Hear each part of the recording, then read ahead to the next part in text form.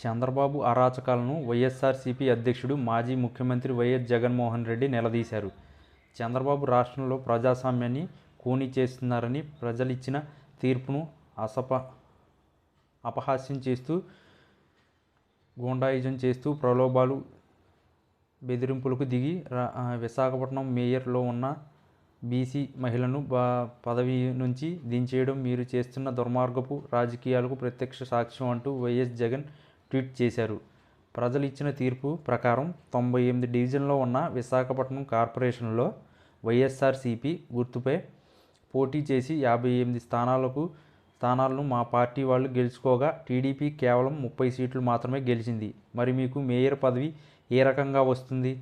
బీసీలకు ప్రాధాన్యత ఇస్తూ యాదవ కులానికి చెందిన మహిళలను మేయర్ పదవిలో కూర్చోబెడితే మీరు అధికార దుర్వినియోగం చేస్తూ కోట్లాది రూపాయలతో ప్రలోభపెట్టి పోలీసులను దుర్వినియోగం చేస్తూ బెదిరిస్తూ అప్పటికి లొంగకపోతే మా పార్టీ కార్పొరేట్లను విడిది చేసి హోటళ్లపై మా నాయకులతోనూ పోలీసులతోనూ దాడులు చేయించారు. దీనికి సంబంధించిన సీసీ కెమెరా వీడియోలు ఇప్పుడు ప్రజల ముందే ఉన్నాయి. మరి దీన్ని ప్రజాస్వామ్యం అంటారా? అవిశ్వాస ప్రక్రియ స్వేచ్ఛగా జరిగిందని అనుకోవాలని అంటారా? అధికార దుర్వినియోగం కాదా ఇది అంటూ వైఎస్ జగన్ ప్రశ్నించారు.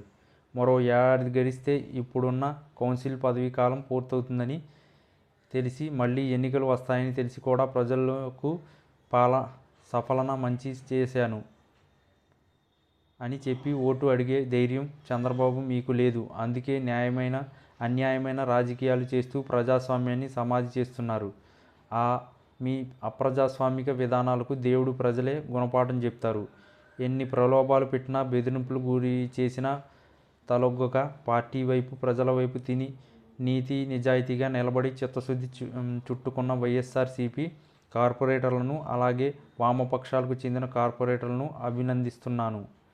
రాష్ట్ర వ్యాప్తంగా స్థానిక సంస్థల్లో తమకు అధికారం లేకపోయినా అధికార దుర్వినియోగం కండ బలంతో వాటిని చేజిక్కించుకోవడానికి చంద్రబాబు గారి కుటిల ప్రయత్నాలను ధీటుగా ఎదుర్కొని నిలబడుతున్న మా పార్టీ నాయకులు, స్థానిక సంస్థ ప్రజాప్రతినిధులు, కార్యకర్తలకు మరోసారి హ్యాట్సాఫ్ చెప్తున్నా అని వైఎస్ జగన్ పేర్కొన్నారు.